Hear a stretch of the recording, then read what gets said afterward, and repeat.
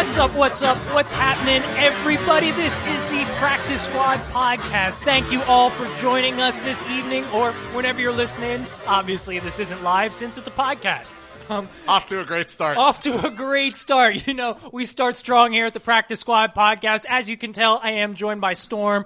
Unfortunately, just kidding, buddy. I'm happy to have you here with me as usual. And obviously, we got James running the operation behind the scene. He's giving us a thumbs up, so I guess the start wasn't all too bad. Anyway, we do have a lot on our plate today. The NBA trade deadline was at 3 p.m. today, so all those moves have been made. The NBA All-Star Draft is happening as we speak, so we're going to have a little bit of fun with that. But first... XFL talk? No, we're not going to talk about the XFL, although man, I'm not going to start this weekend. I know, I'm going to tune in. You're going to tune in? Are you going to wager? I can't wager before I've seen any of these players. We're already going off the rails, but what are you going to base your wagers off of? Hope and a prayer, baby. Hope and a prayer. Storm, if you have a problem, I've got a number you can call. 1-800-GAMBLER. Dallas Renegades to win it all. Put it down. Put it down. Oh, boy. No, we're not going to start off by talking about the XFL because there was a pretty big football game that happened this past weekend that we have not yet had a chance to recap. I'm talking about the CFL's No, I am talking about the Super Bowl, of course, where the Kansas City Chiefs took down the San Francisco 49ers 31-20 after being down in the fourth quarter 20-10 with six, 7 minutes left. Yeah. We'll get into that in a second. But first, Storm, obviously we did our preview last week on the show, and we both had opinions about how we thought all this was going to go down. Did the game happen as you expected, or did it kind of throw you for a loop a little bit? Partially. I mean, I picked the Niners more. I was leaning Niners that way because everybody was on the Chiefs. And really, the Niners were proving me right. 3 quarters of the game. Then that second pick happened. I feel like everyone got a little full of themselves, and then Patty Mahomes completes that 3rd and 15 bomb to Tyreek Hill. Off the wrong foot. And they just start rolling from there. But, I mean, we said kind of what Kansas City needed to do to win, and that was to stop the run and force it on Jimmy G. And when you look at Jimmy G, when he wasn't pressured, he was 19 of 22, 199 yards, 2 touchdowns. His quarterback rating was 120. When he was under pressure, 1 of 9, 20 yards, 2 terrible picks, and a 0 quarterback rating. I mean, isn't that what you and I threw for during the Super Bowl? Yeah, that's pretty close, right? I mean, it was just. Well, we didn't have any interceptions, so it's probably a little better, right? It looked a little better. I mean, Mahomes had 2 interceptions too, but I was kind of surprised, and we'll talk about it later. But just the play calling of San Fran towards the end. But man, kudos to Kansas City. They came back in every game by double digits in this playoffs. I know, that's absolutely incredible. I think it's the first time in NFL history that that's been the case. Yeah. They've overcome double-digit leads in all of their postseason games. So, and my boy, Big Red Boy, I was so happy for him. Oh, even though me I was too, leaning yeah. Niners, you couldn't be happy for Coach Andy Reid. Long time coming. I know that's what I said at the beginning of the season and I know I shuffled my picks around a little bit. I'm going to own up to that, but beginning of the season, before preseason game, or before the regular season even started, I said this was going to be Andy Reid's year. I wanted so much to see him hoist that Lombardi trophy. Man, it was great to watch. So it really wasn't. He seemed so happy. Yeah. I really hope he was able to go home and eat the biggest cheeseburger you've ever seen, man. Double cheeseburger. Double it up, throw some bacon on that shit up. Did you see the tweet where they asked him, did he sleep with the trophy that night? He goes, no, but I hung out with my trophy wife. I'm like, the man's even getting brownie points that way. Like, what a man. Dude is a baller, man. Love him. Gotta love Coach Reid. But, yeah, I was kind of in the same boat as you. So both teams came out, especially defensively, exactly how I thought they would try to. So in the first 3 quarters, Kansas City did what I predicted, and they forced or dared Jimmy Garoppolo to throw the ball. So early on, San Francisco broke off some big runs. I know they had kind of the jet sweep to Deebo Samuel. Mostert had a couple of 10 to 12-yard rushes early on. But it wasn't long before Kansas City said, all right, enough of this. We're going to stack the box with 7, 8 at a time, try and run it at us. And for the most part then, they were holding them to 1-2 yards a carry, and I feel like that forced San Francisco to move away from what they wanted to do pretty early on, which obviously played into Kansas City's hands. It forced Jimmy Garoppolo to really take control and read the defenses and make some difficult throws. And it was working out pretty well early. They were utilizing the play action pretty heavily. And other than that one boneheaded interception where Jimmy G, he was getting pressure and just kind of threw it up there, which, let's be honest, that's something you expect out of Jimmy Garoppolo once or twice a game. That's kind of something that we've seen from him so far. But, and we predicted for Kansas City to come out. Exactly. We did predict that. So they got off to they executed their game plan pretty well early on, Kansas City's defense I'm talking about. And then in terms of San Francisco, they executed to a freaking T. They were getting after Patrick Mahomes, who was under constant pressure throughout the first 3 quarters. I feel like there wasn't a play in which he wasn't dropping back and shuffling around the pocket, having to pull it down, try and run. And they were also forcing him, I noticed on the first drive, they didn't want to give him anything down the field. So you saw early on him throwing those swing passes to Damian Williams, one of which he kind of threw out like a cannon. It was like 7 to 10 yards in front of him. He looked bad. The first 3 quarters. Really bad, man. And he looked frustrated. Yeah. And that's exactly what San Francisco needed to do. Not let him get comfortable. Not let him get into a rhythm. You could tell that he wanted to go down the field. And that first interception was really him. I think he was looking for Kelsey and just tried to force it and didn't see, I forget what linebacker it was. It just kind of jumped in the middle of it. But yeah, so both teams came out executing.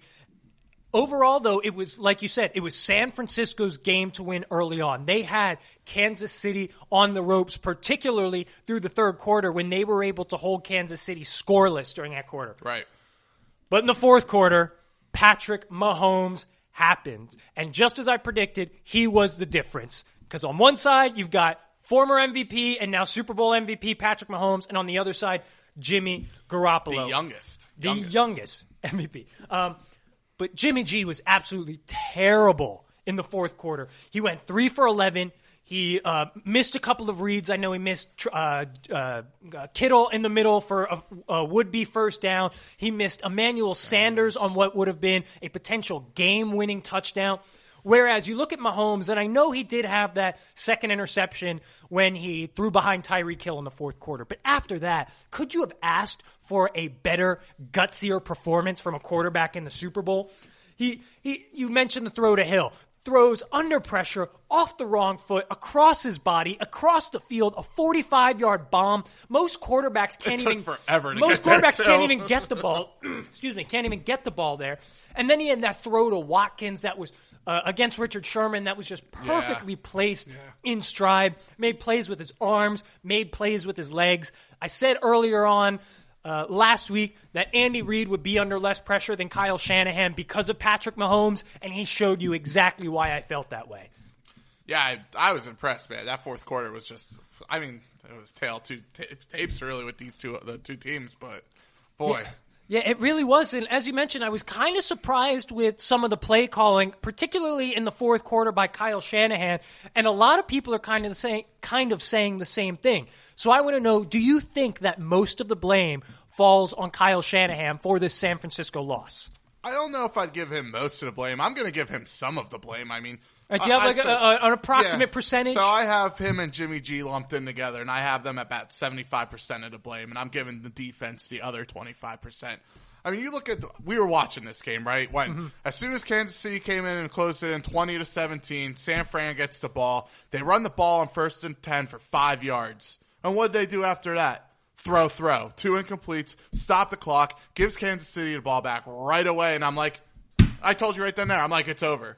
It's over. Like, why would you not run the ball after you got 5 yards, on the first down carry? And then that happens. And then, like you said, Jimmy G missed Kittle, and then he missed Sanders wide open. But I don't understand Shanahan's logic. You play what got you there, and that's running the ball and putting giving it to your defense, wearing the clock out, and then giving your defense the ability to close the game out late if they need to.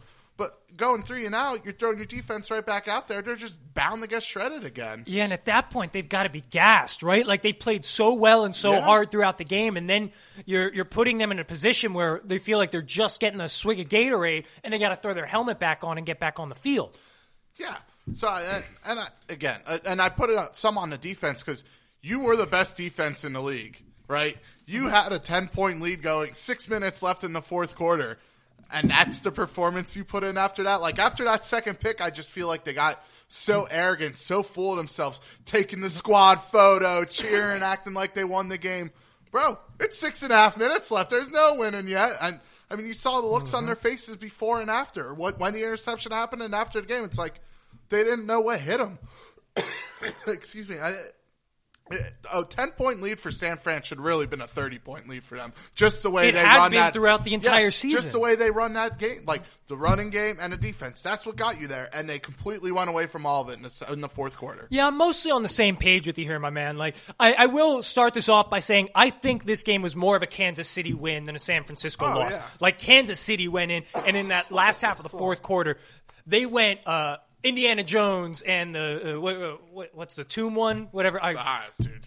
James, you know Indiana Jones? I've only seen the fourth one. I like that. God, I can't believe it's eluding me. But when the dude literally sticks his hand in the guy's heart and rips out his beating heart. That's what... Temple of Doom. There we go. Thank you, James. Everyone like or subscribe just for the fact that James could remember Indiana Jones' Temple of Doom. Anyway, so I am going to put probably about 60% of this on Kyle Shanahan. And I know that's tough, but let me explain why. So...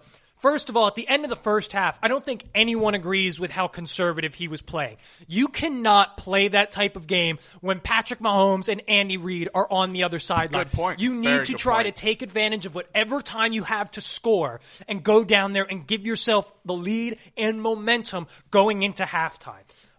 So you're running the ball, you're not using timeouts, and then you do have a really great play call.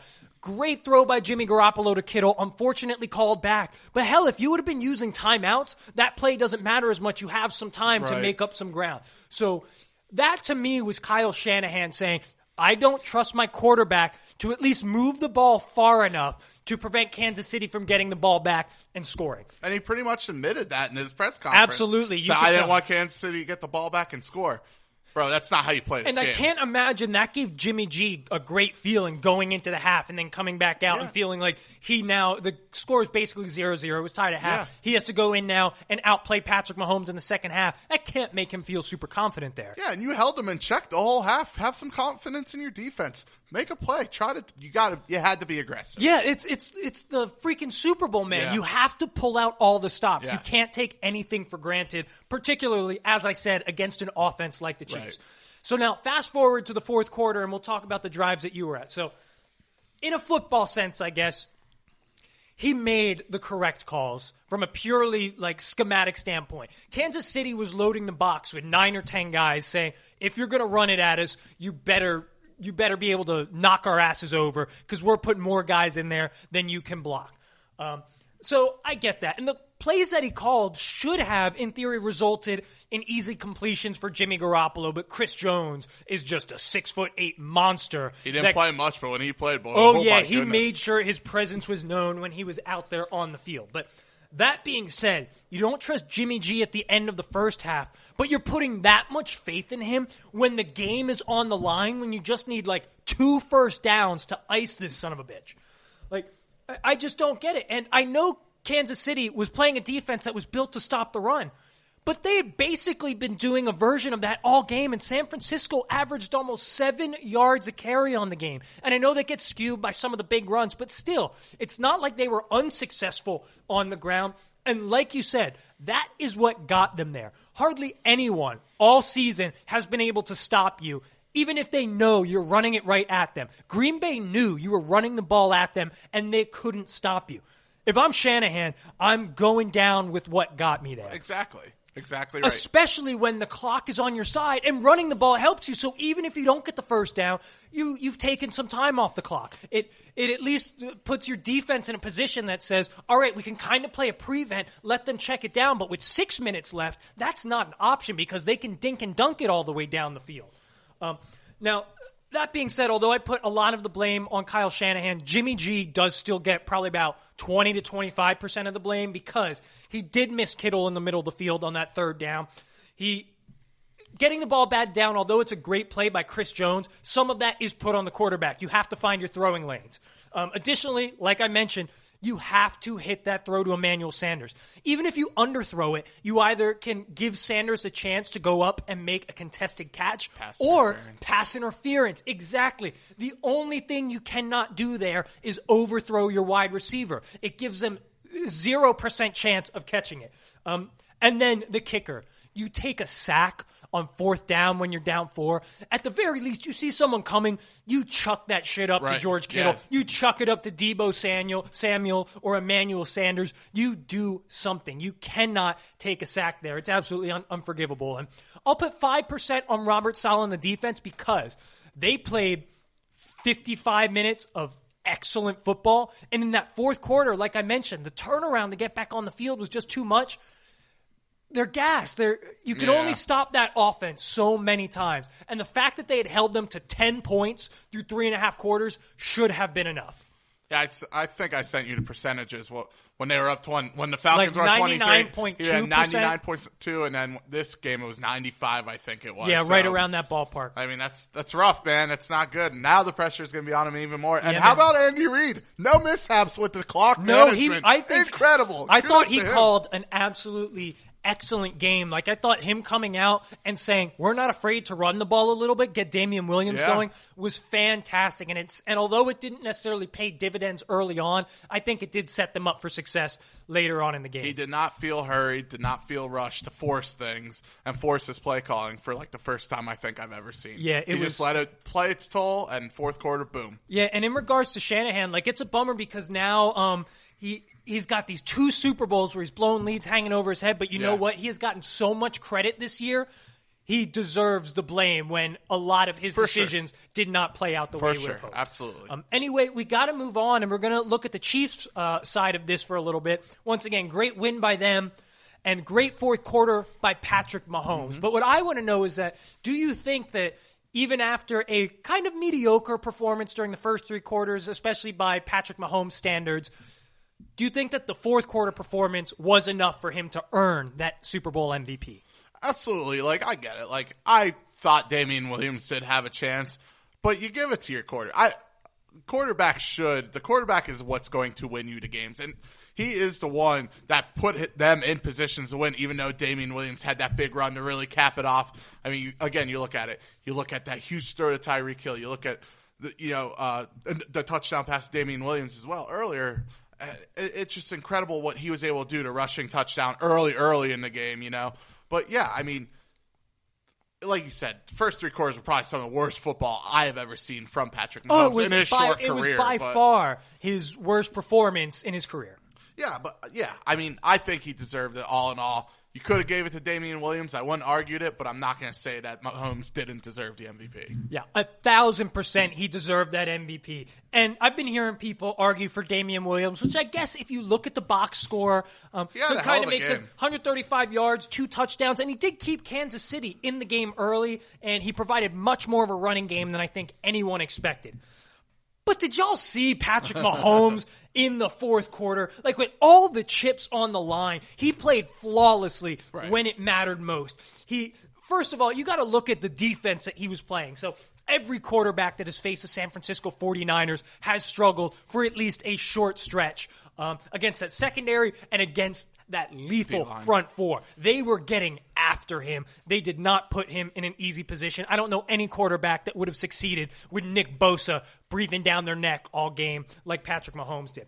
But he was escaping pressure. He delivered the throws that he needed to. He was, as Stuart Scott, rest in peace, would have said, he was cool as the other side of the pillow there, man. Like, the Chiefs do not make that comeback with any other quarterback under center other than Patrick Mahomes. He just does stuff that other people can't. Like you said, that throw to Tyreek Hill off the wrong foot. What other quarterback can make that throw? That was probably one of the best throws. I mean, we've seen what Eli did against the Patriots a couple times, but that throw and catch is going to be one that's going to be remembered. Question. Absolutely. And then it wasn't just with his arms. Throughout the game, he was making plays with his legs. He was getting giving hits. Yeah. Giving hits, man. Yeah, he knocked that one corner out. Absolutely, man. He was playing like you should in a Super Bowl, and that is, I am going to lay it all out on the line, man. It was just so incredibly impressive. And even with the shoddy of a first 3 quarters that he had, He's still at almost 300 yards and 3 total touchdowns. And I get those interceptions don't look pretty. They were awful. They were bad. But the fact that he was able to keep his composure, stay confident, continue to throw it with conviction, I was just so incredibly impressed because there were multiple points where I was like, man, Patrick Mahomes doesn't look right. Is this just kind of, is he going to taper off? Or We thought he was hurt. I wasn't sure because it just did not look like the Patrick Mahomes we had become accustomed to see. However, he just liked to keep the suspense, man.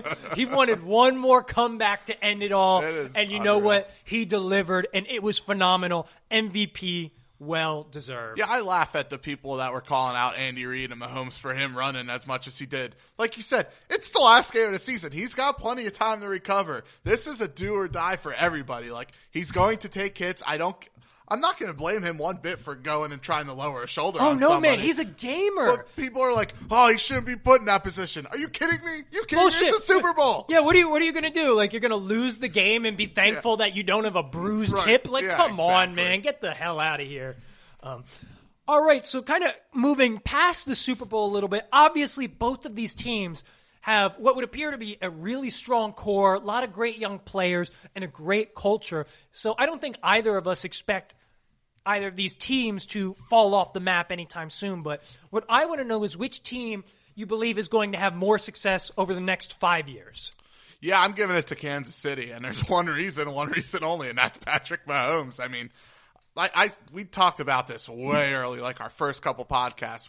They did the QB tiers, and I said Mahomes, he has to do it again a second year, and he proved me wrong. I'll eat crow. I mean, the guy is the best quarterback in the league right now, hands down. Hands down. There's no question. And I mean, Andy Reid doesn't look like he's ready to leave anytime soon. So you keep those two linked up, man. He's got that one off his back, the monkey off his back. They could go on a little run. It's going to be scary. I mean, Patrick Mahomes is freaking scary, man. And you got Tyreek Hill locked up for a couple years still. You got Kelsey locked up for a couple years. Damian Williams is on a rookie deal, I think, still. I think this was his last year, and they're probably going to let him walk. Right. And again, Andy Reid is one of those coaches where he could plug and play with running backs. Oh, yeah. We've seen it in Philly. Mm-hmm. We saw it with Westbrook, Deuce Staley, Dorsey Levens for a little while, Correll Buckhalter. I mean, Jesus, they threw out John Ritchie in there every now and again, and dude was getting yards. And so he'll do the same thing. They're like, oh, how are you going to run the ball without Kareem Hunt? Look what he did. I mean, it's incredible. And again, having Patrick Mahomes as your quarterback definitely helps, but yeah, they're definitely in the better spot, I think. I 100% agree it's Kansas City. And although I think San Francisco is, like I said, still going to be around, Kansas City has the coach and Kansas City has the quarterback. And although I believe Kyle Shanahan is a really, really good coach, Andy Reid has a 21-year track record of winning. Talking about coaching, adapting and adjusting to absolutely, the times. Man. It's been incredible how much he's been able to mold with the eras of football that he's coached within. But yeah, I know they're going to have to pay Patrick Mahomes soon. Yeah. But Kansas City has more cap room than any team in the league, I believe. I think it's like $60-some million in cap space right now. Huh. It's absolutely incredible because Patrick Mahomes will come up in about a year. They're going to have to pay Chris Jones. I think they're going to want to try to hold on to Tyrann Mathieu because he was an absolute difference maker on this team. But yeah, I have all the faith in the Chiefs. I think organizationally, from the Hunt family down, it's an absolutely rock-solid franchise there. And I don't know, Super Bowl hangover's a real thing, man. It is for sure. I mean, we'll see what happens. And additionally, San Francisco does play in a bit deeper of a division. I know Seattle's not going anywhere, although I don't love the direction that the Rams are going. I don't think they're just going to keel over anytime soon. And Kyler Murray seems like he's going to be a thorn in their side for a little while. So, plus, with Jimmy G, like I know he played well this year, but was he a game changer? Absolutely not. Yeah, and they really rode the coattails of that defense. And do I have as much confidence? I've said this all year. I said it about Baltimore at the beginning of the year. Run-based schemes, I don't think have as much longevity. When you have a quarterback that can shred you, he can make. I'm trying to think of a good saying, but he can make something out of nothing. He can make diamonds out of a shit sandwich type of thing. Whereas when you're running the ball, you're dependent on a lot. I'd rather pizza out of a shit sandwich, but that's okay. When you're running the ball, you're relying on a lot of different things. You're relying, obviously, on having all your linemen being able to run block as a unit. You're relying on teams not kind of picking up on your scheme a little bit. So, yeah, I'm going with the Chiefs as well. Good. Good choice. I thought Feel so. bad for every AFC fan out there, to be honest. Let me turn off my phone. Yeah, I heard quick. that. What are you doing? Do Come on, man. My fault, guys. Mess it up. I forgot you're on air. I texted you. Thanks, James. Next time, call him. Was it a meme? Should I look at it now? Pretty sick burn. Let me check. Oh, don't say that about Storm, man. Come on. All right, guys. One last quick Super Bowl segment here. We'll move through it real quick for you, I swear. 3 questions for you about non-football things. Number 1, I want you to give a rating, scale of 1 to 10, on the halftime show. I'll give it an 8.5. The lip singing at the beginning was a little, you know what I mean? But listen, Shakira and J-Lo at 43 and 50 years old were absolutely incredible. They put on great shows. They're in Miami, which is a highly Hispanic population. They're from that Hispanic culture. It was a match made in heaven. They killed it. They raised the bar. Nothing will beat, oh my God, why can't I think of his name right now? Prince. Oh, yeah. Prince in the rain, playing Purple Rain. What was that, a couple years ago? Yeah. Not more than a couple at this point now, but that's a tough one to beat. Well, saying they didn't top Prince, is it like... I know, but listen, it's I don't know how many people have ever topped Prince. It's definitely one of the best shows I've seen since I've been around. It's incredible. No, it was incredible. They killed it. I think your 8.5's a little rude. I'll give him a 9. Oh, yeah, half point. Good job, buddy. As for the lip syncing, man, you can't expect anyone to move around like that and be able to sing a song. Like, come on. First of all, it was just really off on the TV. You know what I mean? It was awful. I get that. But no, I agree with you. I really loved the Hispanic influence that they had because of the city that they were in. I thought Jennifer Lopez doing Born in the USA and flipping around the American flag to the Puerto Rican flag was a super tasteful message. Mm-hmm. I didn't think it was uncalled for. No. Like, a lot of people are comparing it to when Beyonce did her halftime performance, and although I didn't have a problem with that, I saw that as much more controversial. Mm-hmm. But yeah, and then I just thought it was super entertaining to watch.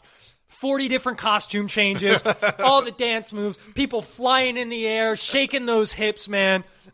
Shakira throwing her tongue out. I know. I've been seeing headlines saying that has some meaning. It does. Actually, I saw it's like a Arabic background. I think. It okay, is, yeah, I didn't have a chance to actually look into it, but yeah, no, one of his cultural backgrounds, I guess. No.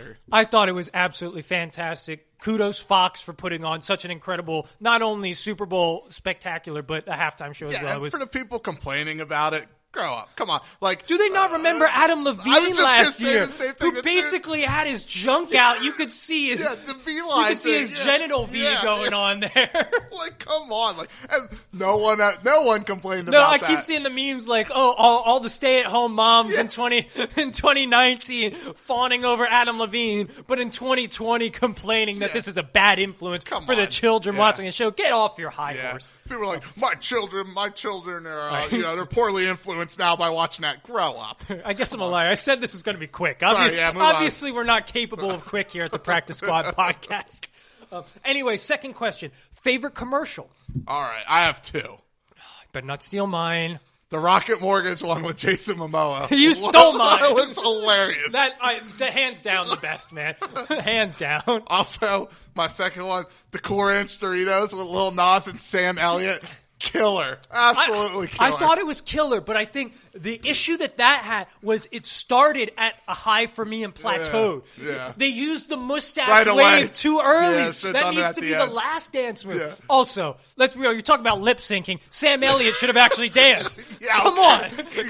You see Sam Elliott? Yes. No, it would have been funny if he was a bad dancer. It would have been better. Yeah. No, Jason Momoa was hilarious because it just came out of left field, and the I want to know how much money they spent on CG to make Jason Momoa look like me. Yeah. That's a good point. Like, really, they should have called me up. Yeah. I would have been a body double. I'm about the same skin tone. Yeah, I don't have the tats or the mysterious eyes, but shit, put some eyeliner on me. I can pull it off. That Snickers commercial was pretty funny too at the beginning. Basically with the guys taking a selfie and falling into this hole, and it's leaving. No, this year actually they did have some excellent commercials. I thought they stepped up in comparison. Yeah, past couple of years have been pretty brutal, so there were some good ones for sure. Indeed, there were. And last question here: best prop bet that you made that hit. I'll let you go first just in case I steal yours. Oh, no, you didn't steal mine because you didn't make mine. Okay. So I got 2 on this one, too. I had $17 left in my Fox bet account. This is great, guys. So I was looking through all the odds boosts and all of them, and Nick Wright had one. It was Patrick Mahomes to score a rushing touchdown and the Chiefs to win at plus 650. So I turned $17 into $130, which was awesome. Love that one. And then I think the most exciting one was yelling at Mahomes, telling him to throw the ball on the final play of the game because I had the final play will not end in a kneel down. So I'm sitting there yelling at him, telling him to chuck the ball. And as soon as he chucked the ball, I won. That was my last prop bet of the night. Mine was I did a prop bet, and it was also with it was a FanDuel special where they were doing you pick an anytime touchdown scorer, nice. and you can get $1 per point that team scores. So it was like, all right, I'll take a long shot here. Let me put $25 down on Kyle Juszczyk at plus 700 to get into the end zone, and lo and behold, Jimmy Garoppolo throws a shoestring pass to him.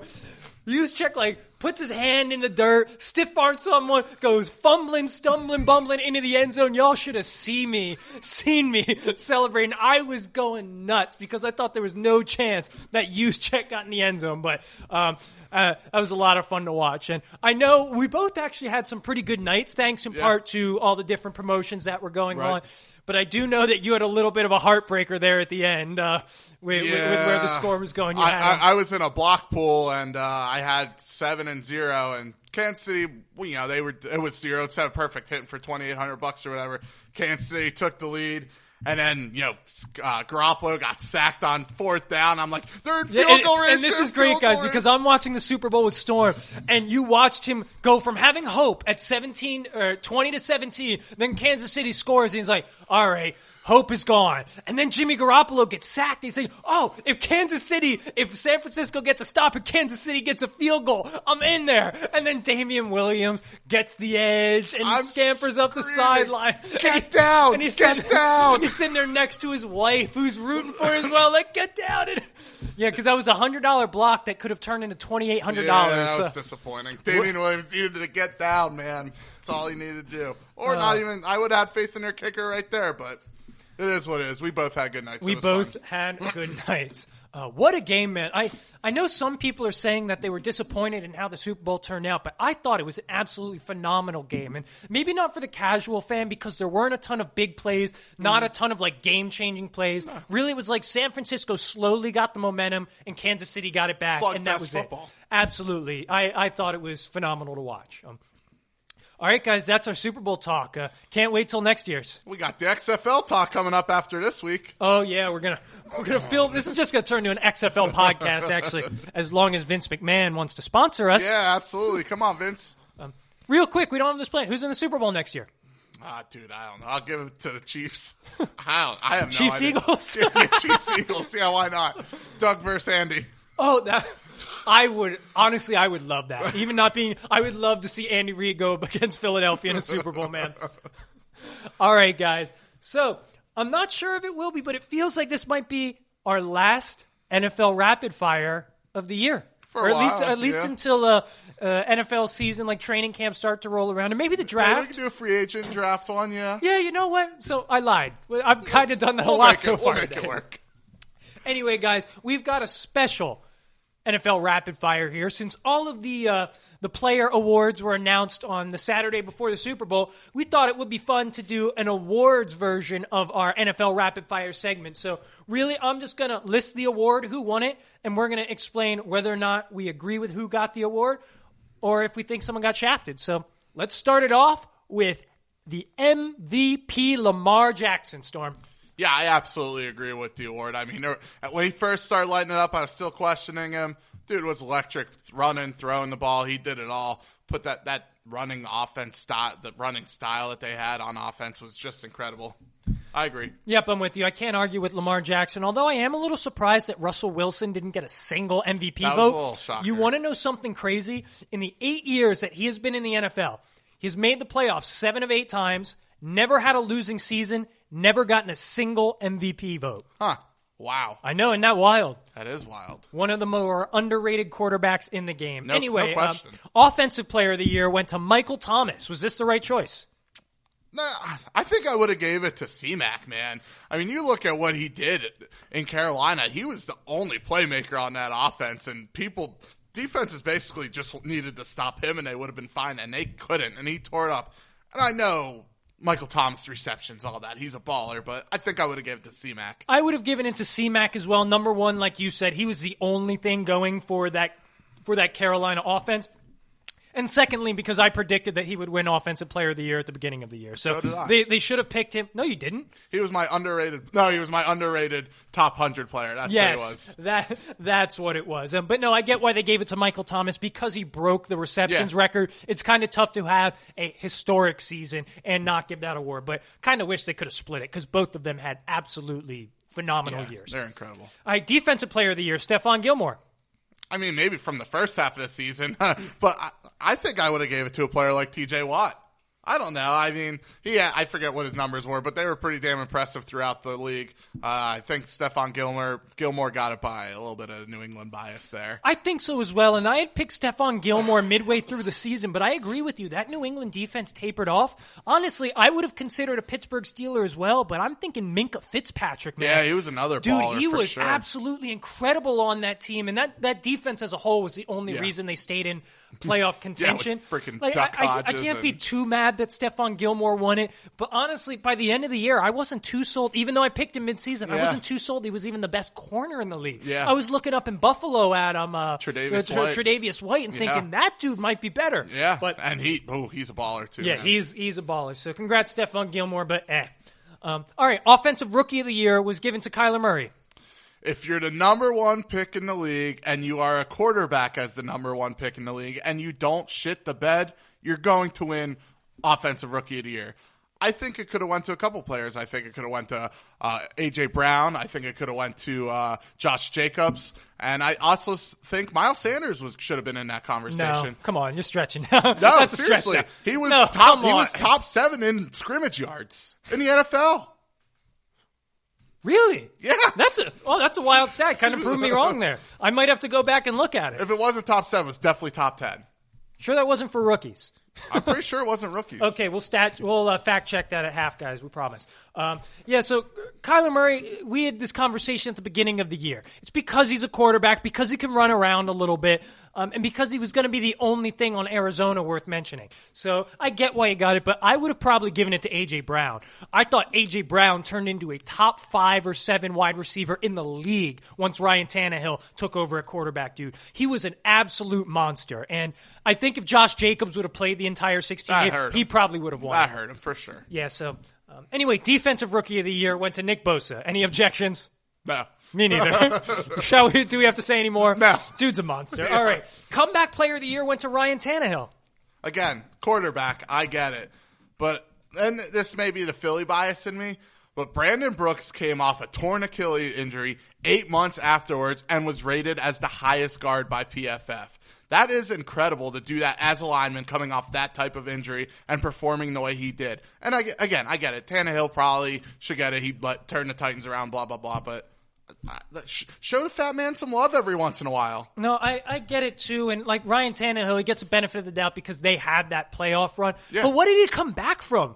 Playing shitty on the team? Like you're supposed to come back from like an injury. Honestly, I would have voted for Carson Wentz before I voted for Ryan Tannehill after missing half the season last year and getting his team to the playoffs with nothing.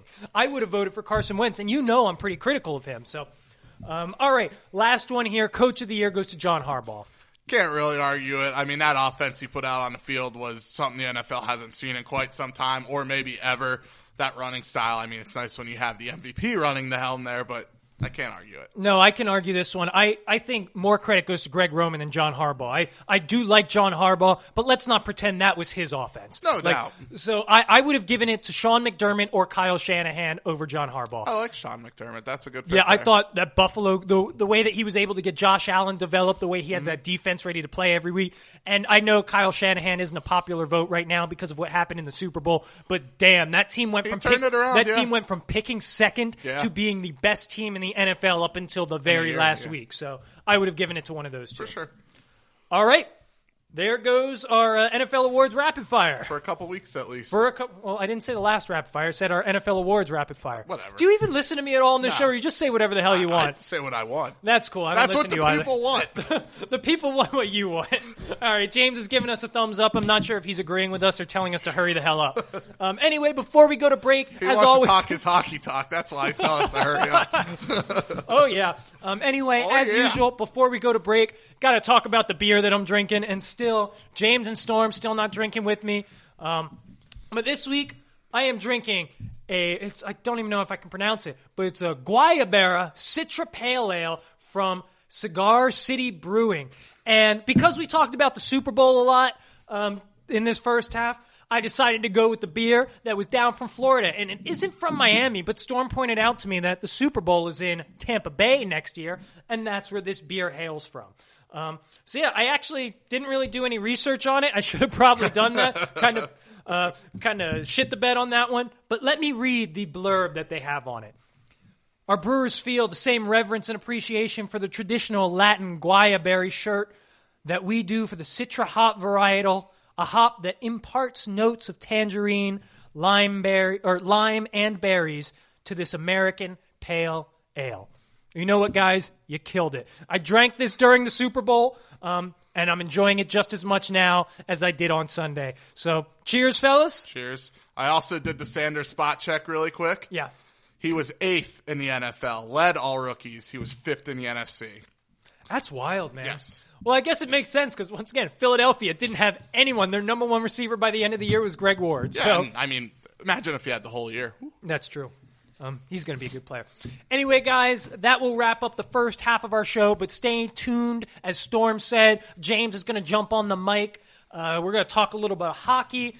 Then we're going to dive deep into the NBA trade deadline, give our thoughts on the big moves. And then we're going to do a fun little mock NBA All-Star draft. So make sure to hold tight, and we'll be back with you in about 15 seconds, your time.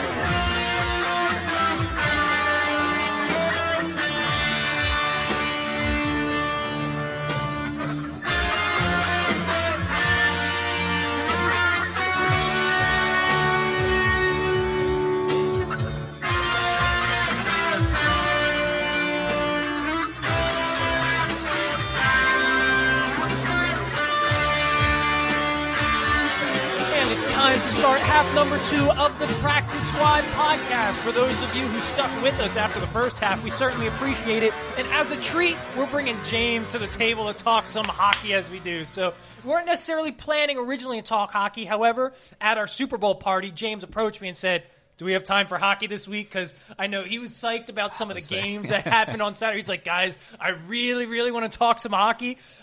So we're going to give him the floor or the table, I guess, so to speak. To talk hockey. Yeah, so James, tell us the first game that you thought was significant that happened this past weekend. All right, so the great part about the beginning of November is, Super Bowl Sunday is always something to look forward to. But now, for hockey fans, it's a great transition into that for the playoff push. And nothing highlighted it better than the past 2 games this weekend. On Saturday night was the Battle of Alberta between Edmonton and Calgary. That sounds like the pansiest war that ever happened. The Battle of Alberta. Sorry, Canada. I don't mean to be rude. Just a bunch of Dudley Do-Rights playing hockey against each other. A bunch of Mounties just meeting somewhere. Anyway, Get ready to battle. They split Tim Hortons instead. The great battle of the jelly donuts. I changed my mind. It's probably not that important. I'll stop wasting your podcast. Please continue. Sorry. Now, these were 2 very impact heavy games, and the Battle of Alberta, because it's essentially, like, to frame it for folks here in the States, it's like Pittsburgh versus Philly. Storm, you love a Flyers-Penguins rivalry. You remember the 2009 first round when Max Talbot did the shh to the Philly crowd, pissing everybody off, and then more so when they came back and won it in overtime. Yeah. Laviolette jumping over the bench. Oh yeah. So it's that level of severity, but for Canadian teams especially, and the Canadian teams haven't had much love since '93 when the Canadians won the cup the last time. Like, they are hungry for another cup to happen. They may have it in the next 5 years between Edmonton and Calgary. At the very least, they have really exciting hockey between these 2. So Edmonton and Calgary are in the same division. They've played each other 4 times now, the 4th one being this past Saturday. Calgary took the first 3 matchups, the third one being a very controversial win because it ended in a shootout. And what happened was Mike Smith, I believe, Mike Smith ducked out from his goal crease and stopped Leon Draisaitl, who's on his way for like a 120-point season right now. Stopped Leon Draisaitl's shot by diving out and slapping the puck away, which is not illegal, but it's frowned upon because as a goalie, you want to like highlight your save percent, like your skills as a goalie, blocking and stopping shots, not just diving out and tripping somebody essentially. Then he gets up after that and he flips his stick in the air like he just won the Stanley Cup. Like, dude, this is a division game. Calm down. Draisaitl even afterward, he's like, I don't know what the hell he's talking about, but like, yeah, okay, good for you. Congratulations, you stopped me. But also in the third game, there was a fight between what ignited or was considered reigniting the Battle of Alberta was a fight between Matthew Tkachuk on Calgary and Zach Kassian on the Edmonton Oilers. Tkachuk, who has a little bit of a dirty bit of dirty just reputation. A little here. bit. The name Kachuk kind of says that. I don't know why. It just sounds like a dude that's willing to bend some rules. To give you guys some perspective, there is a 12-minute YouTube video called 12 Minutes of Tkachuk Pissing People Off as a Rookie. It's pretty funny. But yeah, he's a guy that takes runs at goalies, man. He's known around the league for taking runs at goalies. He'll do this thing where he's trying to set up a screen or pretending to set up a screen, but really he's skating real fast into the zone, and then he's turning around real quick, and then he'll bump into a goalie and get you off balance and get you, like, there's a difference between setting up a screen for a deflection and then trying to hurt somebody, which there's a good possible chance you can do that if you run a goalie like that. Those pads are heavy. It's really hard to balance on that. And you knock someone off balance and like you got all those guys dogpiling you. You know, that's how goalies can concussions in there. It's dangerous to do that. Zach Kassian got sick of his crap, started a fight with him in Game 3, won the fight, and Tkachuk didn't win a fight. So they face off again this past Saturday. Edmonton is pissed they lost Game 3. They come back with an 8-3 barn burner and just embarrass Calgary in their own house. Like, really putting the stamp on, like, we should have won that last game. We should have evened up this series with you guys. We're going to prove that we're better than you. We got Connor McDavid and Leon Draisaitl on this team. So they took it to him. And Tkachuk, again, got into a fight this past game. And right after his fight, there was a goalie fight, which was insane. It was actually pretty legit. So that's why I was so excited to see you guys Sunday. I'm like, there was a goalie fight. There was a goalie fight. Nothing else, guys, we're talking about this because 2 goalies duked it out. And if I'm not mistaken, the goalies were vice versa last year. They played for the opposite teams last year. Oh, really? Smith played for Edmonton, it's right? It's a weird switch, Cam Talbot was the Edmonton goalie last year, but he's on the Flames this year. Right. And so Cam Talbot and Mike Smith got into a fight. He just got decked. Mike Smith got decked out there. Yeah. And so no, that's cool.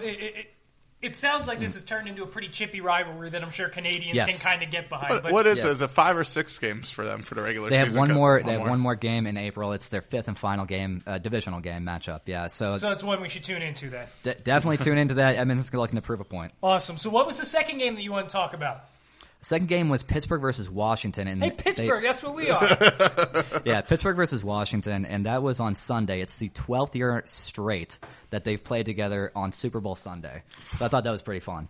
Wow. So it's a big game. They put obviously in the Crosby Ovechkin era, you put the 2 biggest teams out there, 2 biggest faces, and this is like, they're both in their early 30s now. It's clearly the twilight of the Crosby Ovechkin era, but you could not tell based on how they play right now. Both teams are looking stacked. Their win-loss records are virtually identical, and they look like they're both hungry for another championship. Crosby has 3, Ovechkin has 1. But yeah, both teams.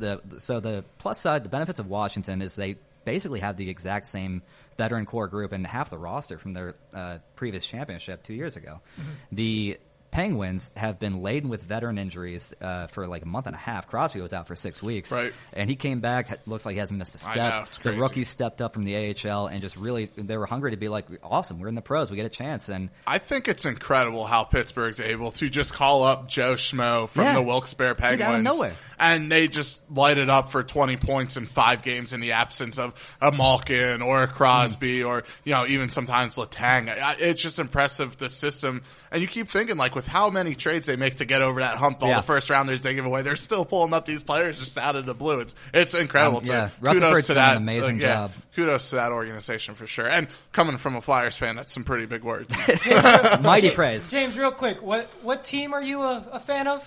I am humbly a Washington Capitals fan. And do you mind telling the listeners who won that game on Sunday? Well, the Pittsburgh Penguins, but by a narrow margin here. That was just the first game, though, right? Almost is only in horseshoes. First game in a regular season series with them, That was their too? first matchup this season, and All right, they got so you're 3 gonna left. have a chance to get them back. The second game is at the end of this month. I will be attending that game. Nice. Oh, okay. Yeah, In Pittsburgh or in DC? In Nice. DC, yeah, I'm going down Very there. nice. So what would you say the big picture takeaway from that matchup between the two teams are? Because you did say that they're both playing excellent hockey this season. Yeah. They both have exceptional records. Do you have a big takeaway, or was it just kind of...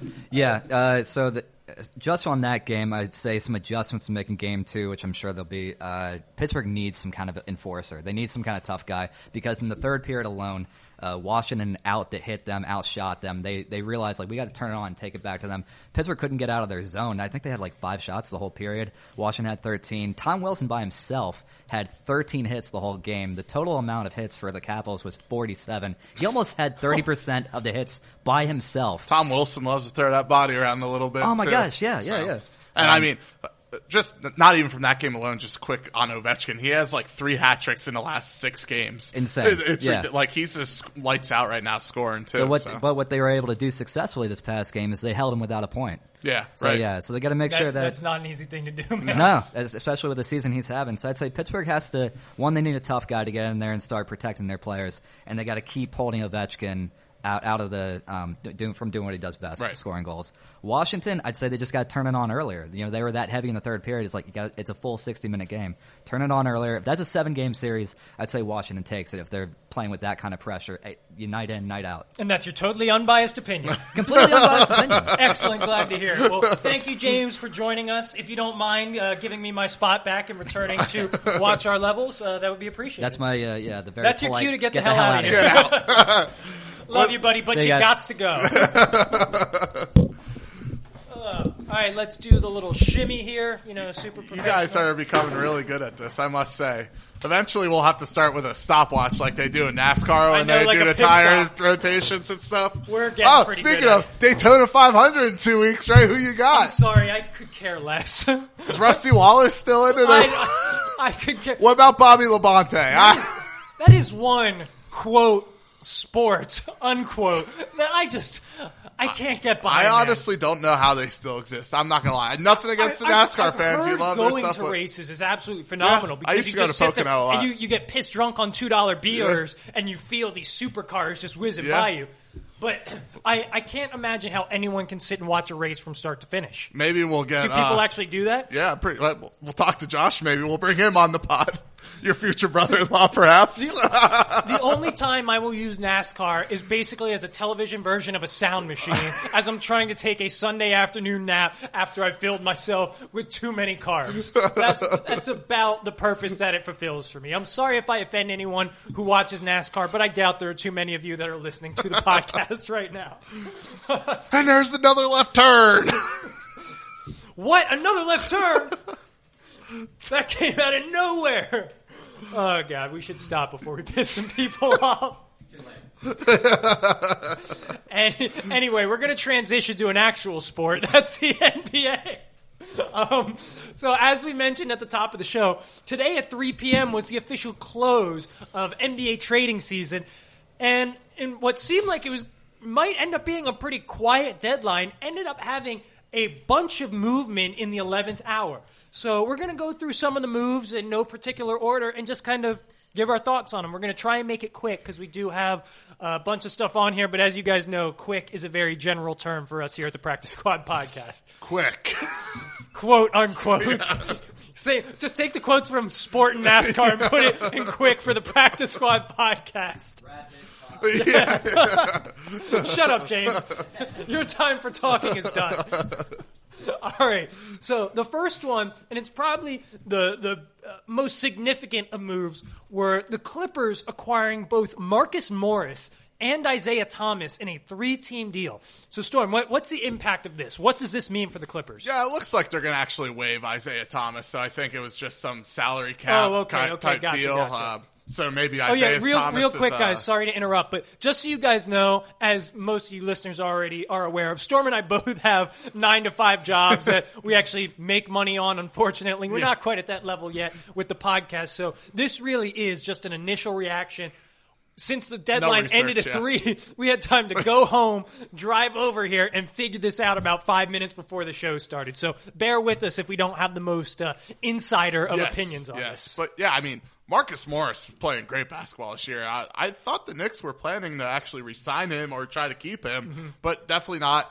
It's a huge move for the Clippers. I mean, this is the exact type of guy they need, and I get it. Like, it sucks they gave up what's his name? Mo Harkless. Harkless, yeah, but For Marcus Morris? Come on, man. Any day. Great trade for them. And, dude, I'm with you. Like, I was listening to, I think it was Undisputed, and I forget if it was Undisputed or First Take. Nonetheless, Rick Bucher comes on, and with the utmost confidence, he says, Marcus Morris is going to the Lakers. They're sending Kuzma and Danny Green to the Knicks, and the Lakers are getting Marcus Morris because the Knicks want Landry Shamet from the Clippers, and they're not going to part with him. Well, somehow the Clippers convinced the Knicks to take Mo Harkless and give up Marcus Morris. All I can say is, and this may be a bit of an exaggeration, but the Lakers had an uphill battle to beat the Clippers to begin with. Adding Marcus Morris, the Clippers now, I mean, I guess they were running 9 deep with Harkless, but Morris is significantly better. Congratulations to the Los Angeles Clippers for making it to the NBA Finals. I'm not rolling them out yet, or the Lakers out yet. I'm about there. Anyway, the second big move, and maybe it's just because there was a big name involved. Who knows how effective he still is, but Andre Iguodala got sent to the Miami Heat. Some other players involved, so the Heat got Iguodala, Solomon Hill, and Jay Crowder, and then sent to the Grizzlies Dion Waiters, Justice Winslow, and James Johnson. So what's your reaction to this one? How awesome is it to be Andre Iguodala? You sit there, stomp your feet for half a season. Don't go and show up in Memphis. You hang out in L.A., hang out with your family, do what you need to do, get ready for post-basketball life. And all of a sudden, Miami trades for you, and you sign a 2-year, $30 million deal on top of that. Yeah, to go live in South Beach. Yeah, that's. I mean, it's a good move for Miami. They needed, another defender like that, I think, to come off the bench. So, yeah, good move for them for sure. I mean, in terms of the name, Andre Iguodala, obviously, Finals MVP, multiple-time All-Star. It sounds like a good move, but I don't know how much it really moves the needle for this team. I know there were talks of them potentially getting Gallinari from OKC, which I think would have been a much more significant move. I just don't know how much Iguodala has left in the tank. I know with Golden State, he was playing much lower minutes, kind of being like a situational type of player. And that's what it'll be. It'll be a defender off the bench, really, for them. Yeah, and for the Heat, like, I know they've been playing great basketball. I think they're sitting in 4th in the East right now. Yeah, they're right behind Boston, Toronto, and obviously Milwaukee. But, yeah, this doesn't change my opinion on the Heat, so I don't know. Maybe they're just trying to move up so they can avoid having to play the Bucks in the second round and at least make an Eastern Conference championship. And it's not even just a move for right now, too. You look at some of the cap they're going to shed after this year. That's true. It opens up another spot for them to sign another max player. Yes, and I think that's the bigger thing here. I mean, they have the option with Iggy, too, to even give them more flexibility if they need to. So it helps a little bit this year, but I think more at post, going into the offseason, it'll be even a bigger help. Yeah, and honestly, I kind of like this move for the Grizzlies because they, number one, have been playing out of their britches so far this season. They've been overachieving. And I think Justice Winslow still has a lot of potential, a young player. Dion Waiters has been a disappointment as an NBA player, but he has shown potential as long as he's not getting stoned on the airplane. So I like this move for the Grizzlies probably a little bit more than I like it for the Heat, particularly because they weren't getting anything out of Andre Iguodala. So no matter what, it's a win for them. Yeah, no matter what. John Moran on Twitter, that was great. I don't know if you saw some of that. Well, no, he just responded with like an emoji. It was I forget the Yelling Brooks. Or whatever, It was Brooks that said that he was excited to play against him so he could show him what Memphis basketball is really all about. All right, the biggest move, and I mean that literally, because it involved 12 players that were moved between the Hawks, Nuggets, Rockets, and Timberwolves. I'm not going to name all the players involved, but the biggest names moved were Robert Covington got sent to the Rockets, and Clint Capella got sent to the Hawks. Thoughts about this? Biggest trade player-wise since Patrick Ewing. I know, that's a wild one. But yeah, I mean, Robert Covington, he seemed to be a sought-after trade target for a lot of teams. Really good 3-and-D guy to have. 3-and-D for sure. He has his moments where he could hit a very inconsistent stretch. I firsthand know that and witnessed it. And Clint Capella, I mean, the Hawks, they're not a good team this year. I mean, they have, 14 wins? But they have some good talent on that team. They do. Adding a Clint Capella, I don't know what his deal's like, so I couldn't really say. But adding someone like him with Trae Young, who knows? Yeah, I think it's good for the Hawks. You give Trae Young a good young big man because Capella, he's his 4th year in the league, 5th Something year? like that, yeah. So he's still fairly young. For the Rockets, They're I going just don't- straight small ball, bro. straight small. PJ Tucker's going to have to play the 5, man. Imagine, think of the teams in the Western Conference. Think of the big men that PJ Tucker is going to have to guard. AD, Jokic, Yeah. Rudy Gobert, Yeah. who's like 2.5 feet bigger than him. Like, I get it. The Rockets are saying we weren't going to win with Capella. We may as well throw out everything but the kitchen sink and try something new. And boy, I think they're going to shoot 80% of their shots are going to be threes for the rest of the season, man. Yeah. Would not surprise me if they average like 55 threes a game. I'm not even kidding because that's the only way this makes sense. How are they going to get rebounds? How are they going to defend anyone in the paint? Did they acquire another big man? Like I don't think so. I'm sure they'll go out and they'll just try and get someone to fill in, a big option. body. Yeah, but man, I don't know what's going on. D'Antoni and Morey are on the hot seat right now, dude. Like, I can't imagine Tillman Fertitta's giving them that much longer of a leash. For sure. All right. Moving on to a deal between the Warriors and Timberwolves where D'Angelo Russell, who just joined the Warriors this year, got moved out to Minnesota in exchange for Andrew Wiggins, a 2021 first-round pick, and a 2022 second-round pick. Thoughts? Warriors are making out like bandits. I don't think they had faith that D'Angelo, Steph, and Klay Thompson were all going to work out. Makes sense to move them. I don't know if Minnesota's the right team. We'll see how Karl Anthony Towns works with D'Angelo. Karl Anthony Towns seems to be a big baby of late. I don't know. I mean, I don't know. Kitty cat? Yeah, I don't know what his deal is lately, but we'll see what happens there. I mean, I don't know. I really don't know what to think of the trade. Good for the Warriors. I'm not sure about the Wolves yet. Yeah, I actually like this move for both teams. Now, apparently the Wolves they were trying to get D'Angelo Russell when he was still in Brooklyn. Yeah. So they eventually got what they wanted. And for the Warriors, like you said, man, they get 2 picks out of this, and they get Andrew Wiggins, who I think fits with their starting lineup at least once all their starters actually come back. A lot better than D'Angelo Russell would have. I think Andrew Wiggins, he's a decent shooter, but he's a long body that likes to attack the rim, which is something that the Warriors are currently lacking sans KD. So I think that they're hoping, obviously he's not going to be Kevin Durant, but I think they're hoping he can kind of fill in as that type of like a B- version of that in that offense, and obviously be the third option to Steph and Klay when they return. Might be giving him credit. I don't know. I just haven't been impressed with Wiggins' play. He has not played well with Minnesota, but I think in that Golden State system, he might impress some people. So watch out for him. I think he's going to surprise you. All right, how about your Sixers adding some shooting with Alex Burks and Glenn Robinson from Golden State, who we just talked about. And the Warriors in return get 2020, 2021, and 2022 second-round picks. Yeah, all the second-round picks. But, I mean, Sixers needed shooting. Bench shooting, they need anything at this point. It's a good move. They're both shooting like 45% plus from 3, I think, this year. So, I mean, that's what they need. They need a 3-point shooter. They really haven't replaced that J.J. Redick role, even though J.J. Redick was a starter. But, yeah, we'll see. Yeah, the Sixers needed shooting. Obviously, they're trying to compete in the next couple years. Got a lot of other problems, it seems like, Absolutely. with what's going on. I don't think this solves all of their problems, but it helps. And as you said, sure. the Warriors just continuing to stack up those picks. And then lastly, we'll just make mention of this. Andre Drummond gets sent to Cleveland Cavaliers. For nothing. For nothing. For nothing. I mean, if Cleveland really wants him, they got a good deal. It's not about if Cleveland wants him. It's about if Andre Drummond even wants to keep playing the NBA, if he's going to play for the Pistons and for the Cavs. Like, poor guy. Yeah, I said to you earlier, like, this guy's kind of gotten the shit end of the stick. Because, number one, he's a traditional big man that was just born a generation too late. In the 90s, he probably would have been a stud.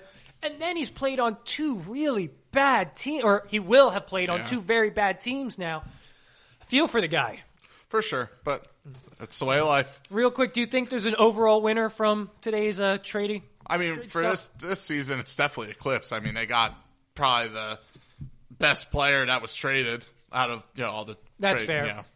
And obviously, they're already good. So yeah, I've got the Clippers, obviously, because Marcus Morris is a guy that moves the needle, in my opinion.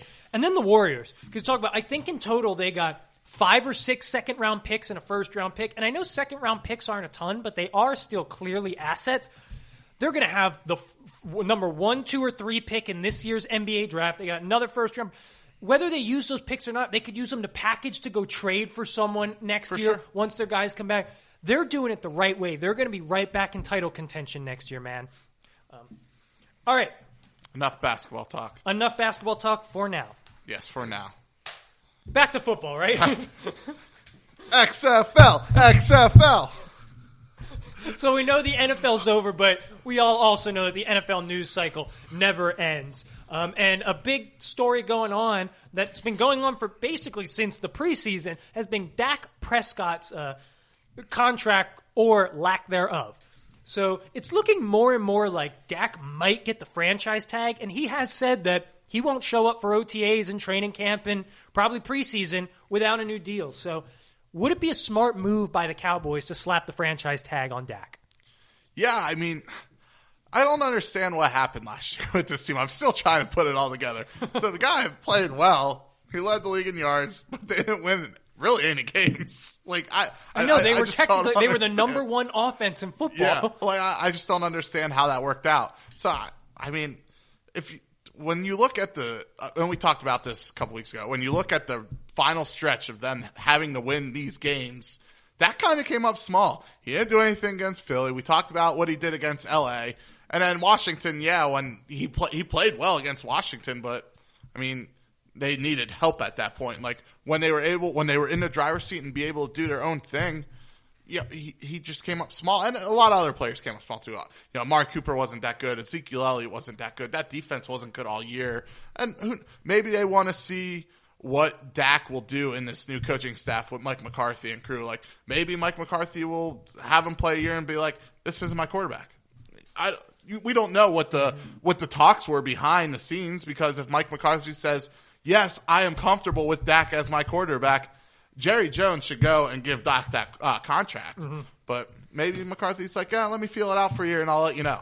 Yeah, I think it would be a good idea for the Cowboys to franchise Dak. And I know Dak has showed he's really capable of putting up stats, making some throws, but like you said, he fell short in the biggest games this year, whether it was against Green Bay where they go down, 28-3 right away, about that one. where he puts up, 9 or 10 points against the Patriots, and then the big one, you look at that Week 16 game against Philadelphia, where he has the better roster. Like you look, and Carson Wentz is throwing in nobodies. He's playing against a secondary that was mid-pack at best, and that's being really, really nice because that Philadelphia secondary for most of the year got shredded, and he could not score a single touchdown in a game in which their playoff hopes were dangling in front of him. I was coming off the blowout win of your boys. Yeah, right? It was.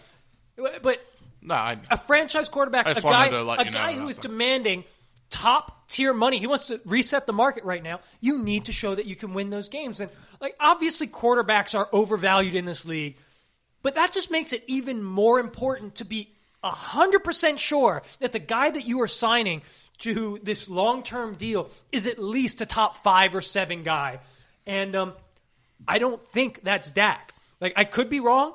He's shown some moments, but just watching him the eye, and I know this always, man. It's always the eye test, and I know that can get overused, but he just does not look like the elite quarterbacks. His arm talent is not there. He's not as accurate as the guys. He's mobile enough, but that offense didn't seem to want to utilize his legs that much. So the fact of the matter is, if your guy isn't elite, paying him basically guarantees that you're not getting to a Super Bowl. Hell, even Aaron Rodgers, once he got paid, they haven't gotten back to a Super Bowl. But how pissed would you be when you're Dak and you see a running back who really – running backs don't get paid like they used to. And you see the money at Zeke's I'm not saying Dak shouldn't want his money, man. And every player should want the money. I'm just saying the Cowboys shouldn't do it. I'm just saying if you're looking at it from that perspective. And then you look at, if you franchise Dak, what are you going to do with Cooper? Because Cooper, you can't franchise both. So that means you can't. And they can't let Cooper walk because that's basically saying we gave up a first-round pick to have a guy play 25 games for us. So Dak gets the tag, and then Dak's going to have to go watch Amari Cooper get his contract. I would be pissed if I was Dak. I understand, from the Cowboys' perspective. From the Cowboys' perspective. That's what I just said, take my take it from my perspective as a Rams fan. Look at what is happening to the LA Rams right now. They paid a guy in Jared Goff who is reliant on having a dominant running game and talent around him. And you saw once Gurley started to go downhill, he looked average at best. Right. I fear that could be the case for Dak. And like, if I'm Dak Prescott personally, and obviously he's got to think about longevity and stuff like that, but if I'm Dak, I'm not super upset if I get franchised. Like, number one, you still have to get paid top 5 quarterback money. Number two, injury really isn't as much of a concern for quarterback. Like, I know stuff can happen. Especially him, he really has. You saw what happened to Alex Smith. Exactly, especially for a quarterback without an injury history. And then lastly, if he honestly thinks he's worth the money, isn't he going to be worth more next year once you see some more quarterbacks get paid? Who knows with the new CBA, if they're going to open up the cap. Thing, and honestly, that could play both to Dak and Dallas's advantage. Maybe Dallas goes to them and say, and who knows if Dak will listen, but hey, we're going to franchise you this year. But then next year, we'll know we're going to have more cap room. You're actually going to get paid more, and you're still going to get the same amount of years. So I don't know. Maybe I'm being little naive there, but that CBA does play. It's going to play a lot of roles in the contract. And I think that's one of the reasons and who knows how accurate this is, but it seems like Kansas City is going to hold off in paying Mahomes till at least mid-season, or it doesn't look like they're in a rush to get stuff done. Now, in the end, I do think Jerry's going to cave. I do. I think he'll pay Dak. And what's actually an interesting point that I heard Stephen A. Smith bring up is that, do you think that let's pretend that all the stats are the same, but the quarterback is Tony Romo? Are we having this conversation? In terms of giving him in the contract? terms of waiting this long to pay him? Well, yeah, no, you're not. You're not having the conversation. He's going to get paid. Yeah. He already got paid. Yeah. Yeah, I agree. Yeah, it's interesting. For you know what, Dallas? This serves you right. If you would have just paid him this summer, like you said, you were committed. You said Dak is our quarterback. You could have been paying him $27, $28 million a year. Especially now he's going to cost $8 to $10 million a year more. And Wentz more. got their deals too. Like, you know, he wasn't going to make that kind of money. Just ripped the Band-Aid off. Yeah, man. like you knew Wentz and Goff got over $30 million. You go to Dak and you offer him the 24 to 28.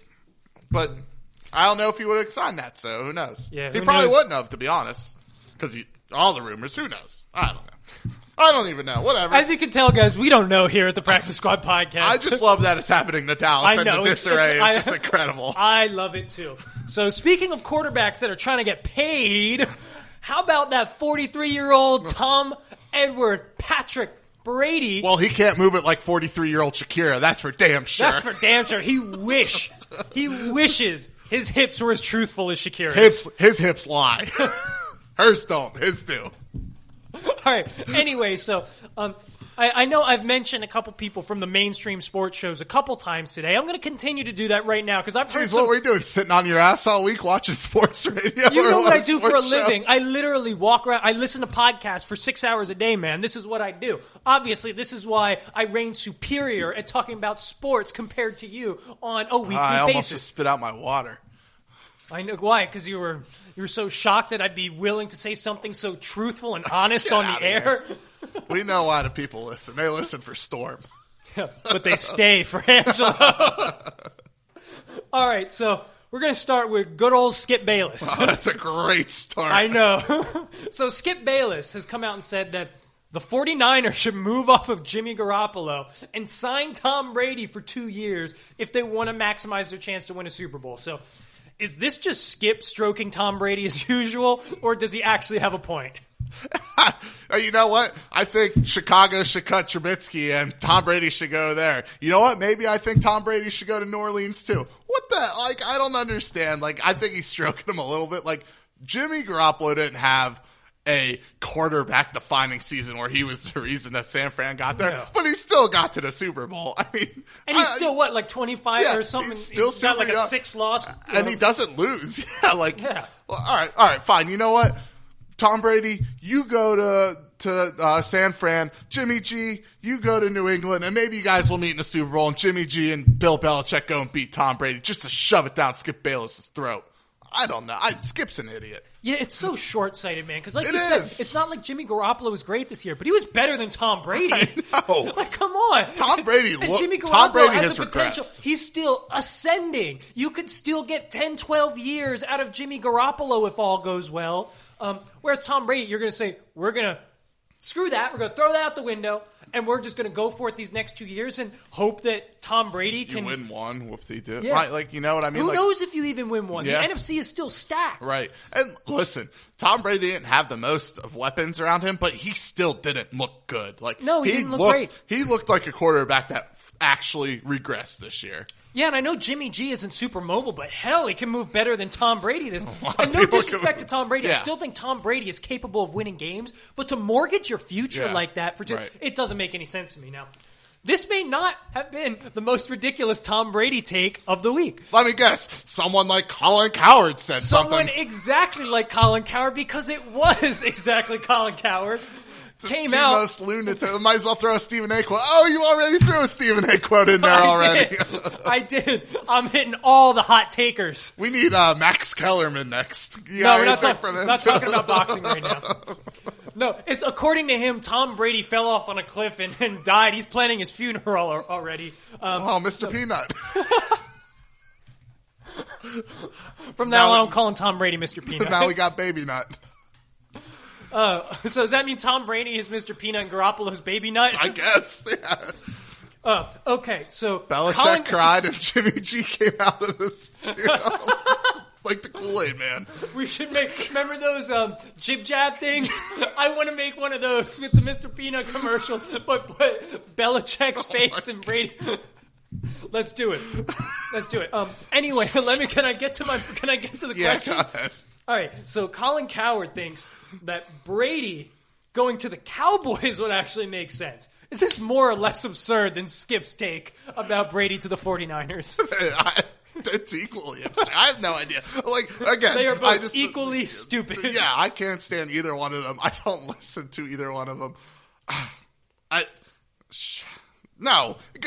I mean, do they let Dak walk or do they keep Dak? Well, clearly they would let Dak walk at that point. No. Again, it's the same thing. Like, you said last year, Dak's your guy. Tom Brady's not your guy.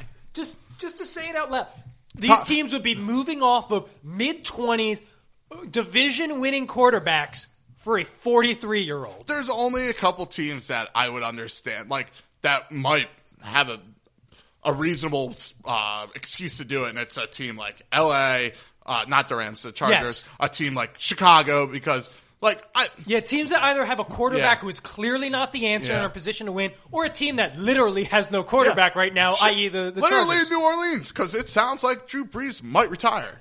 So, Oh, apparently Taysom Hill is...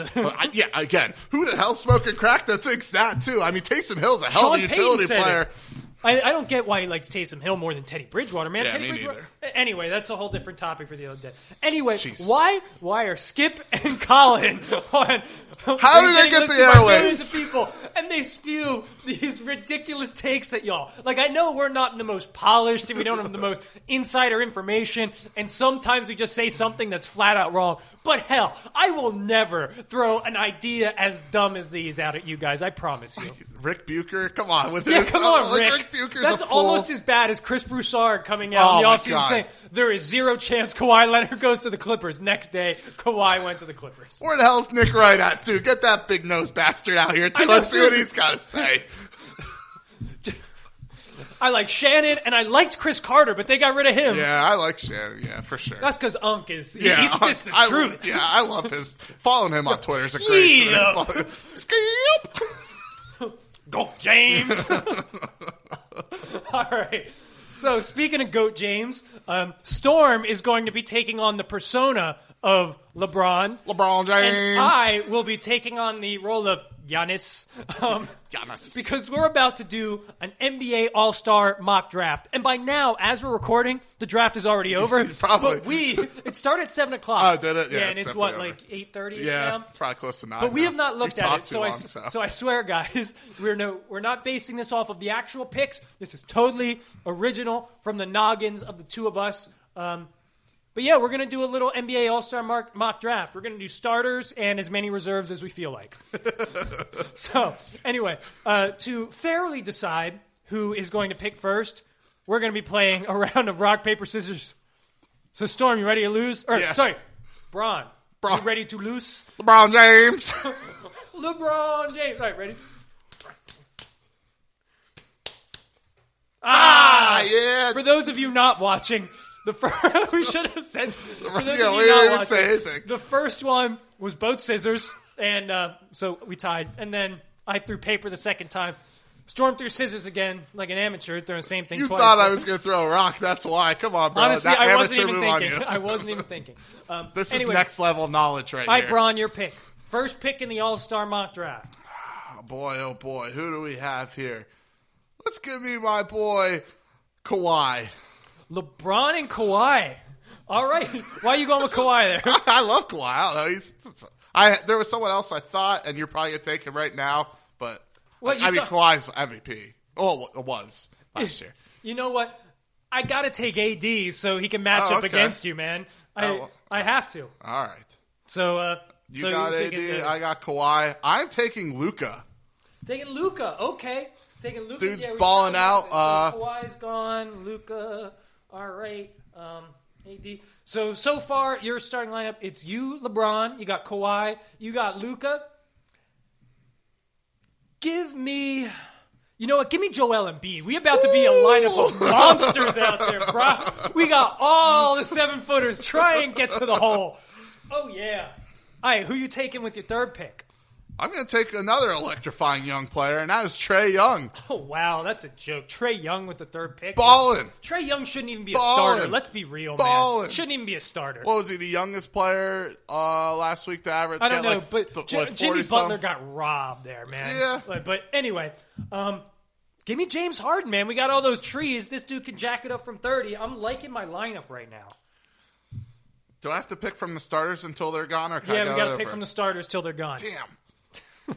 So hold on, just so you guys know, we have Pascal Siakam and Kemba Walker left. Give me Pascal. That's fine. I'll take Kemba. All right. That's fine. Easy enough. So far, our team LeBron is LeBron James, Kawhi LeBron Leonard, James, Luka Doncic, Trae Young, and Pascal Siakam. Meanwhile, Team Giannis, a.k.a. the team that's going to win the All-Star game, is Giannis Antetokounmpo. I just said that so I could prove that I could pronounce his last name. Anthony Davis, James Harden, Kemba Walker, and Joel Embiid. You know what your homework is? What? To watch the All-Star game and give every one of our players their points, and then we'll figure out who won. That's actually a really good idea, but I don't have to watch the All-Star game to true. do You it. There's can just do something called a box score. That is true. All right. All right, so now we're diving into the reserves. I'm starting off with Jimmy Butler. That's a good pick. That's a good pick because let's be honest, he should be a starter this year. You know what? Give me some Brandon Ingram. I'll take some B.I. Dude has been balling this year. Playing well. Also, once again, my team is huge. Yeah. Probably the only time you've heard that. I have so many responses, but I'm trying to prevent having to put the explicit logo on our podcast. Who do I want? Give me, you know who's been playing fabulous ball, but's been getting screwed over due to injuries and stuff? Dame. Yeah, Dame's the truth. That's what I was going after. Let's see. Know what? I'm continuing the forest of the redwoods. Give me Rudy Gobert. I thought you were going to take Jokic. No, I honestly, I know Gobert is not the same caliber of offensive player, but man, I like his athleticism a lot more than I like Jokic's. So you're going to go with Jokic? Yeah, I need a big man to match up with all you got going on there. All right, so Jokic, is he going to take Embiid or Gobert or Anthony Davis or Giannis? That doesn't matter. It doesn't matter? matter? Just needs to score a couple points. Let's see. So I took B.I., You're taking the Monstars, and there's no defense in the All-Star game. Don't matter, man. This ain't a joke, man. This is real ball. Okay, let's see. You know what? Give me Donovan Mitchell. Yeah, I'll take Donovan Mitchell. Duke and ball. All right, we're not going to get through all the reserves, so let's do 2 more rounds. 2 more? That Two works. more. All right. All right, give me... I'll take Russell Westbrook, I guess. All right.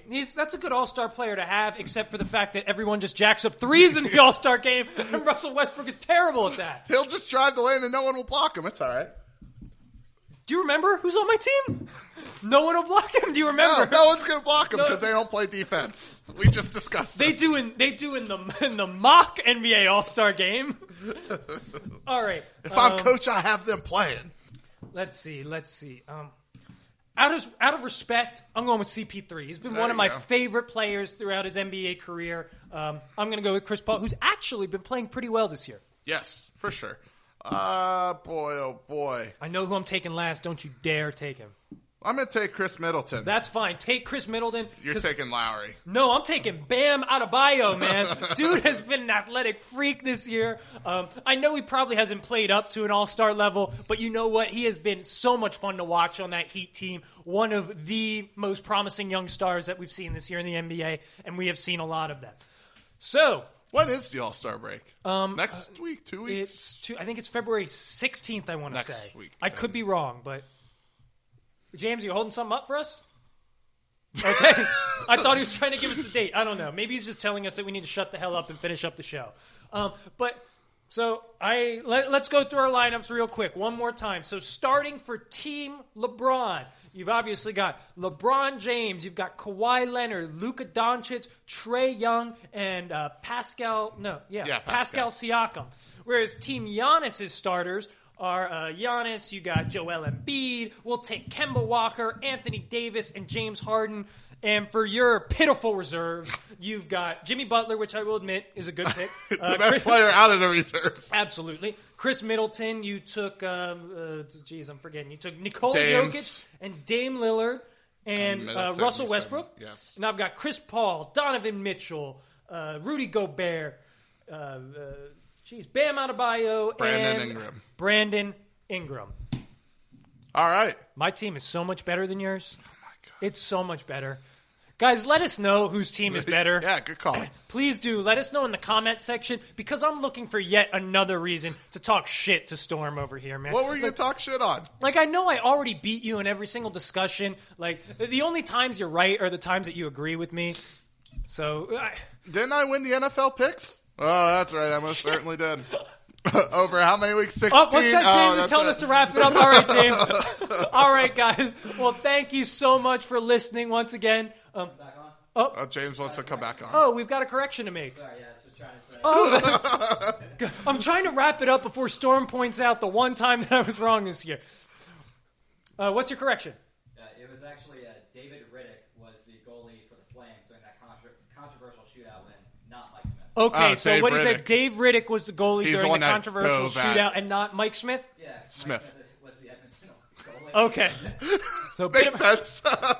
Thank you, James. Trying to make sure you only give the truth on the show. He's the only one that corrects his mistakes, so we never correct them. We just gloss over and hope y'all forget about it. We hope you're drinking beer with us and it just goes in one ear and out the other. Anyway, guys, I know we rambled a lot this show, but I had a blast.